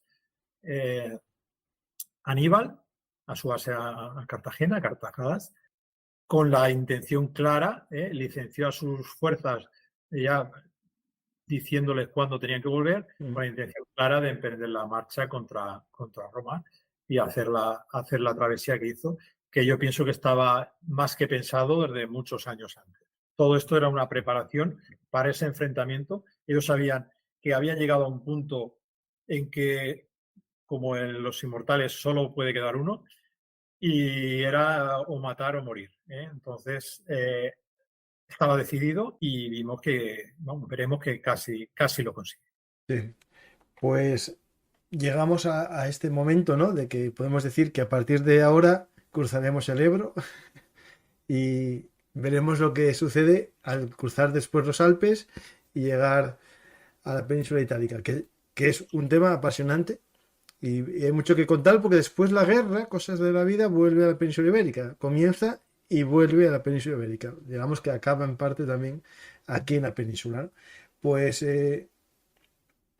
vamos a ver preguntas que hay del público y ya nos animamos un poco a pensar, ¿no? El siguiente tema, que ya lo dejaste muy bien ahí tirado, que va a ser la Segunda Guerra Púnica. Pues vamos a ver preguntas. Mientras tanto, la gente estará viendo aquí el libro Guerreros en Iberia, que os animo a leer. Muy bueno. Y trata el tema también de los pueblos del norte, estos astures y cántabros, que algún día tenemos que hablar un poco de ellos. Y dentro de poco voy a grabarlo, no va a ser en directo. Voy a hacer un programa con Sergio Alejo sobre las guerras asturcántabras. Por lo tanto, ahí tenemos más tema aquí peninsular, ya hispano. Ya. Voy a las preguntas. Bueno, esta ya la hicimos y no creo que se sepa muy bien. ¿Qué representa la palmera y el caballo en tantos símbolos cartagineses? Pues será el desierto, ¿no? Sí, a ver, yo creo que también es una manera de llevar parte de lo suyo a donde van. Palmeras, entonces, Sí, sí. no creo que hubiera muchas en la península ibérica. Caballos sí, pero vemos que era un elemento muy importante en su ejército y era pues una especie de símbolo. Mm. ¿En esta época ya había caballería con arcos o su uso es muy posterior? No, aquí ya hemos dicho, aquí ya se utilizaba el arco, hemos visto sobre todo las puntas estas de arponcillo lateral y el cubo hueco del mangue del astil de la flecha, ya se utilizaba. Eso ya en época fenicia ya empezaron a aparecer de esas puntas y con la llegada de los cartagineses se hicieron bastante más Pero a abundantes. caballo yo creo que no mucho porque, por ejemplo, los Perdona, númidas, no no, había a oído caballo de no. caballo. Los númidas, que eran los jabalineros, digamos, a caballo más famosos, iban con jabalinas. En arco, hay que tener en cuenta que en el contexto mediterráneo, el arco que se usa en guerra no está asociado a la valentía, ¿no? Está asociado un poco a lo poco heroico. Por tanto, no se generaliza mucho su uso en los ejércitos, pero se usa, se emplea, ¿eh? Pero no es algo que, digamos, esté en el ideal del guerrero griego ni del guerrero romano. Es decir, se usan, pero no es lo ideal. También una cosa que se me ha olvidado antes comentar, se nos han olvidado los sonderos Sí, eso baleares es muy habitual.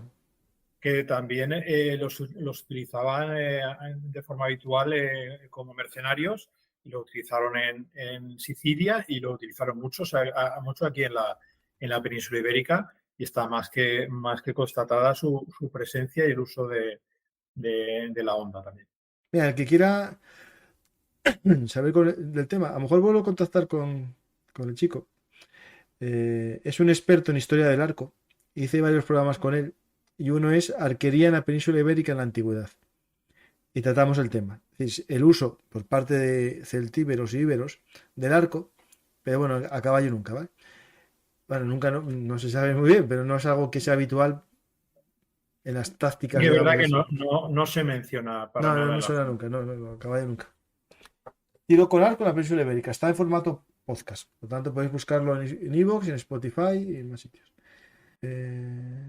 Siguiente pregunta. Usaban, ya está dicho. ¿Pudo Cartago haber retrasado el enfrentamiento con Roma y expandirse por Hispania sin ser molestado? Bueno, hasta el Ebro en teoría sí. Sí, podían haberlo. A ver, yo lo que pasa es que es lo que hablábamos antes, que esto fue un movimiento preparatorio, porque realmente, mira, sí que tenía espacio de expansión sin problema. O sea, Sí, sí. ellos atacaron, se enfrentaron a Roma, a Porque ver, quisieron. hicieron, pero querían los dos. Sí, sí, O sí. sea, eran dos gallos en el mismo corral y sabían que el enfrentamiento tenía que llegar un momento u otro. Utilizaron la excusa de Sagunto, Roma, pero es que Cartago, yo tengo, vamos, tengo el absoluto convencimiento de que desde un primer momento, a lo mejor de la llegada de Amílcar no, pero muy pronto tenían claro de que tenían que enfrentarse a Roma y en el momento que ellos se encontraran fuertes, suficientemente fuertes como para poder hacerlo. En el momento que estuvieron recuperados, que para eso vinieron a la península ibérica, a recuperar ese poderío militar y económico, pues en el momento que estuvieron preparados, pues a tomarse la revancha. Los pueblos más al norte de la península ibérica llegaron a tener contacto con los cartagineses. No, con los asturias y cántabros no creo con el ejército, sí con comerciantes a lo mejor o algo. En la fuente no se menciona que subieran más allá de Arbucal, ahí de Mm. Zamora, con lo cual contactos directos no creo. A ver, con comerciantes y eso seguramente sí, por lo que hablábamos ya cuando estuvimos hablando de los fenicios, Mm. subieron, por ejemplo, por la costa atlántica, había asentamientos fenicios muy por encima de Lisboa y continuarían los navegantes hacia el norte sin ninguna duda. Entonces, algún tipo de contacto habría, pero a nivel comercial. Yo Mm. pienso que lo que es presencia de, por ejemplo, las tropas cartaginesas ahí en la zona del Cantábrico, no creo. No, Sí. no aparece por lo menos en ningún sitio. Aparte de Salamanca, ¿qué otros puntos visitaron los cartagineses en la meseta? Bueno, lo comentamos ya antes, ¿no? Con el mapa un poco más o menos, ¿no? De las zonas. Sí. Sí, bueno, lo que hablamos antes, la zona llegaron hasta Salamanca, la zona Arbucala, que ahora lo sitúan ahí en Zamora, en el pueblo este que hemos dicho, que no me acuerdo de Balbás. Toro. No, ese Toro era donde se pensaba Ah, antiguamente que estaba, pero ahora consideran que es más bien, espérate a ver si lo veo, no me acuerdo, ¿dónde está? No lo tengo, no me acuerdo. Pero estábamos, también está en la provincia de Zamora, es un pueblecito pequeño, mm, pero ahí se han localizado un asentamiento indígena bastante importante, con lo cual es posible que el viso de Bamba, vale, sí, sí. entonces es posible que fuera ahí Arbucala. Pero ya te digo, en la zona de los Orcades también. Es que el problema que tenemos son las fuentes. Lo que nos dicen las fuentes, aunque lo tenemos que coger siempre con pinzas, como decimos, pero es donde vamos a morir. Y yo pienso, por ejemplo, cuando hablábamos de Amílcar, que durante casi 9 años no nos dicen nada de lo que pasó, ni dónde estuvo, ni nada. Evidentemente tuvo que estar en más sitios, pero no tenemos datos concretos donde pudo Mm. moverse. Pues la siguiente pregunta, que tiene que ver un poco cómo se combatía contra los elefantes. Os recomiendo que escuchéis la serie o que veáis la serie Las Guerras Pírricas, en la que los romanos se enfrentan a los elefantes. Primero combaten dejando huecos y que pasen los elefantes y atacándolos por los lados. Después utilizan una táctica con carros de fuego y con cuchillas. Y después los gochinos, los cerditos ardiendo, ¿no? Sí, Pero al bueno, final lo de los hachas, incluso atacar con hachas a las piernas de los elefantes, eso es algo que se usó mucho.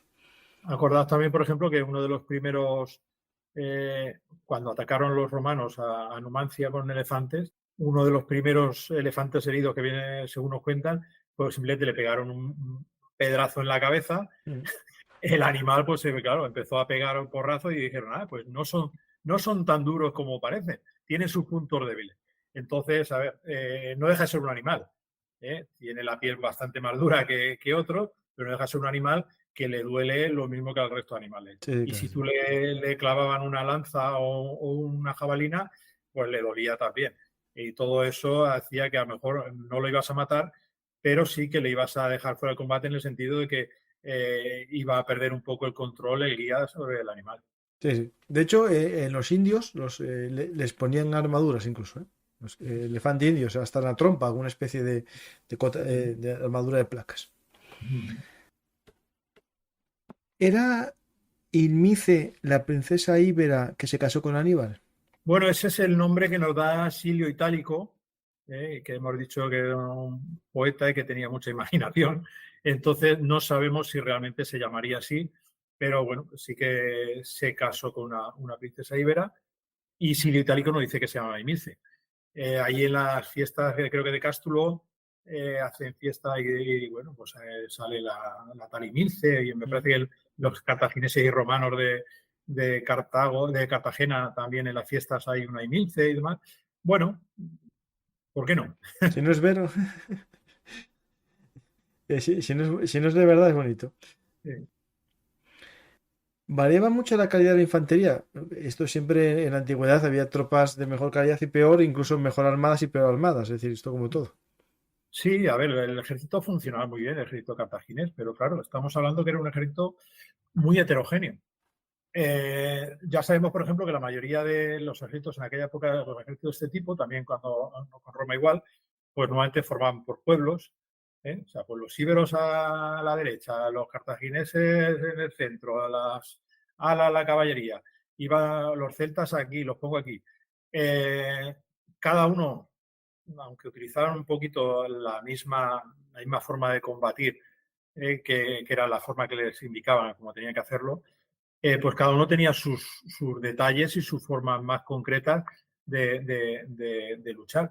Tenemos ahí un problema también muy importante que tendría en aquella época, que era el tema para un ejército de estos tan heterogéneo, que era el tema de la transmisión de órdenes y demás cuando quieres hacer algo muy concreto. Estamos hablando que, claro, ahí había a lo mejor 6 o 7 nacionalidades distintas, 6 o 7 lenguas diferentes, tenía que haber traductores, tenía que haber... era complicado. Aún así, ya digo, la infantería cartaginesa era muy potente. Era muy potente, tanto la propiamente cartaginesa, que ya decimos que era un tipo de ejército helenístico, o sea, no utilizaban las falanges con las sarisas estas largas, porque ahí en este tipo de combate sería un poco absurdo con estos enemigos, pero eran soldados, que eran realmente ya Sí, bueno, más yo creo soldados que, guerreros, muy bien organizados y muy bien armados. por ejemplo, en esta época más o menos, por ejemplo, calcular, sí, más o menos esta época, un poco antes es lo de Pirro. En Pirro ya iba con Sarisas, ¿no? Porque estamos hablando del 300, bueno, 280 y algo, 300. Aquí podrían ir con Sarisas, aunque yo creo que, por lo que me suena, en la zona de Cartago usaron más todavía lo que era el hoplita clásico, la lanza Dori más corta. Pero aquí ya ese tipo de lanzas tan largas y las formaciones tan rígidas, No, no, era más contra corta, no, no, era más tipo Dori, más pequeña, más. con este tipo de enemigo, pues dejaba un poco No, no tiene sentido, no. No. claro. Igual que habían dejado, que también lo utilizaron los cartagineses en Sicilia, en los carros de guerra, pues aquí en este momento ya no lo utilizaban, era un arma ya anticuada que ya se había dejado de utilizar. ¿Cómo le dio tiempo a los cartagineses a levantar murallas de piedra? Se supone que no estuvieron tanto tiempo. Ahí quedan muchas murallas supuestamente cartaginesas enormes. Bueno, Claro, pues claro que sería rápido. daba tiempo, mucho. A ver, no se tardaba tanto. Se tardaba entonces menos las construcciones que ahora. ¿Eh? No, estamos hablando que en cuestiones de meses te levantaban unas Sí, sí. defensas importantes, ¿eh? Eso, además, tenemos un montón de episodios en los que detallan que en periodos muy cortos conseguían levantar unas estructuras tremendas. Pasa lo mismo que cuando tenemos los asedios y demás, pero bueno, ¿cómo puede hacer esta rampa tantos cientos de metros con los medios de la época en cuestión de pocos meses? Rampas de asalto y demás, y las hacían. O sea que ten en cuenta que, por ejemplo, la piedra no se trabajaba en sí, no eran sillares de piedra, ¿eh? Era piedra normal y corriente y luego los ladrillos de adobe. Entonces, la mampostería es mucho más rápida de trabajar que si tienes que andar tallando cada sillar. Entonces sí que tuvieron tiempo de sobra. Ten en cuenta que desde que llegaron a la península ibérica, hemos dicho en el 37 hasta que salen hacia Roma, Aníbal, fueron 19 años. 19 años hay tiempo para hacer muchas cosas. Sí, sí. Hay una pregunta sobre la Dama de Elche, si es una representación de esta época. Es un poco anterior, pero sí que es. Sí, bueno, pero Sibera Sí, sí, está sí, sí. el siglo V, principio del siglo IV. Entonces, es un poquito anterior. ¿Se ha encontrado algún campamento cartaginés en España como campamento como tal? Bueno, esas torres, ¿no? Bueno, ahí tenemos, por ejemplo, el famoso el sitio de Iliturgi, creo que es, donde se encontró lo que es el campo de batalla entre de romanos y cartagineses. Y sí, está el campamento romano, está el, el- el- el campamento cartaginés y más se ha podido seguir hasta los movimientos de las tropas romanas que sitiaron y luego la de huida de los cartagineses, sí, sí. Sí, aquí Creo está, que espera, sí, sí. estoy ahora, bueno, Baécula, la batalla de Baécula. No, en La batalla- Liturgia hay dos campamentos aquí, una especie de. no, pero era la que me refiero yo en la batalla de Baécula. Vale. Se pudo reconstruir toda la batalla y la posición de cada ejército, y ahí eran los que atacaban, eran los romanos, y los atacados eran los cartagineses. Y se pudo, ya digo, seguir perfectamente el rastro por las clavos de las Caligae los movimientos Ah, sí, de... sí, sí. Eso me suena un despertaferro que Sí, cuenta. sí. Sí. Esa es la batalla de Baécula. Mm. Es la que mejor se ha podido reconstruir por ahora. Y resto de armamento, tanto de unos como de otros, monedas, de todo, hasta las piquetas de las tiendas. Mm. Pues podemos finalizar ya porque es buena hora. Ya más preguntas no hay. Puede que vengan más ahora, pero bueno, yo creo que Benjamín, Sí, llegamos al final. ¿Y qué más podemos a la gente pues animarle a que vea tus libros, que busque Benjamín Collado? Y si quieren descansar de historia, pues que lean esa novela nueva, ¿no? sí, bueno, ya digo que en internet puedes encontrar en mi página, benjamincollado.com, y si no, pues en Amazon o en la librería se puede pedir cualquiera de mis libros.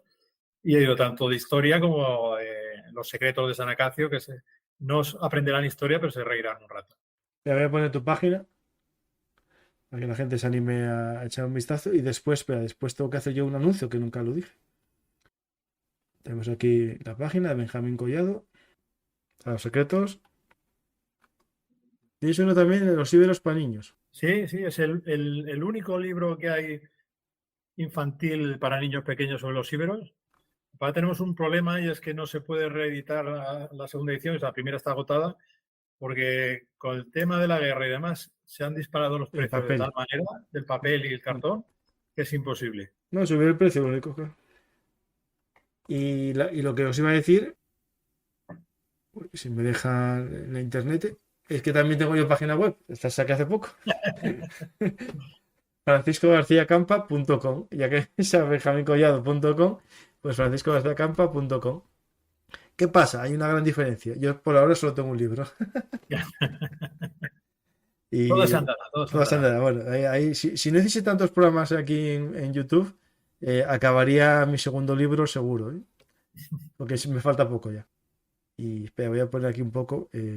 Si alguien quiere ojearlo, pues mira, esta es la típica página. Libros, solo pone uno. Pues bueno, tiene un poco vinculando con un artist, entrevistas, conferencias. Y nada, si alguien quiere contacto, tiene ahí la opción de contacto. Y si alguien quiere invitarme a una charla o conferencia, también estamos aquí disponibles a hablar de historia donde sea. Pues muchas gracias, Benjamín. Espero que te haya gustado tanto como a mí participar aquí. Espero que la gente esté tan contento como yo descubriendo un poco más de Cartago. Y me dejas ahí para la Segunda Guerra Púnica, ya preparado, ya me estoy remangando los pantalones para entrar, aunque bueno, realmente no llevaría pantalones, solo me quitaría mis sandalias y entraría. Bueno, es un placer, como siempre, estar aquí con vosotros. Y nada, ya digo, si os apetece hacer algo sobre la Segunda Guerra Púnica, a lo mejor yo me gustaría más centrarla, digamos, la parte que afectó más España, a sí. la península ibérica, más que la parte italiana. Pero bueno, eso No, la ya, Segunda Guerra Púnica en España, ya está. O en sí, Iberia, porque hay que discutir ahí la- en Iberia España. la verdad es que, tuvo mucho impacto en la península ibérica. Entonces estaría bien centrarnos en la península ibérica, aunque fuera un conflicto que volvió a ser también otra guerra mundial del momento. Sí, sí, sin duda ninguna. Pues muchas gracias, Benjamín. Si quieres ya despedirte ya de la gente, yo creo que Pues nada, ya es un saludo a todos y espero que os haya gustado. Y cualquier pregunta que tengáis que se os vaya surgiendo más adelante, pues ponerla y ya la iremos contestando. pues muchas gracias a ti, Benjamín, por estar aquí, por hacernos viajar en el tiempo hasta la antigüedad. Y gracias a todos los que estáis aprendiendo juntos, todos, en una comunidad de amantes de la historia, aquí en Verum Artis Historia Militar, el lugar de encuentro para nosotros, los que disfrutamos con la historia que nos sirve para entender el presente, ¿no? Al final, hoy hablamos de las guerras púnicas, en un escenario, lo que se llamaría ahora mismo una guerra proxy entre dos imperios, ¿no? Al final el territorio no fue hasta este momento el lugar en el que combaten los dos, pero sí combaten con una ciudad que sería un aliado, ¿no? Un amigo del otro gran imperio, ¿no? Al final nada es inventado, es toda geopolítica al final. Roma y Grecia, Roma y Cartago muestran que no cambió nada en la historia y que todo sigue igual en luchas de poderes entre los grandes imperios. Pues muchas gracias a todos aquellos que estuvisteis aquí en directo, a los que nos escuchéis en diferido tanto en YouTube como en iVoox o en otras plataformas, porque también estamos en Spotify, digamos iVoox te conecta con muchos sitios, ¿no? Sería bonito que la gente que nos escucha fuera de iVoox o de YouTube ponga algún comentario de que dónde nos escucha, para saber yo un poquitín más si en otras plataformas. Sé que hay gente que nos escucha en Google Podcast y lo comenta, pues animo a que lo hagáis. Muchas gracias a todos y espero que os haya gustado este programa, y si es así, ya sabéis, darle a me gusta, dejar un comentario y suscribiros al canal. Y nada más, hasta la próxima historia hablada aquí en Velum Artis, y os dejo siempre con la cuñita publicitaria, esta vez de los amigos de El Rincón Militar, que os ofrecen un descuento por ser seguidores de Velum Artis. Muchas gracias, hasta la próxima historia hablada.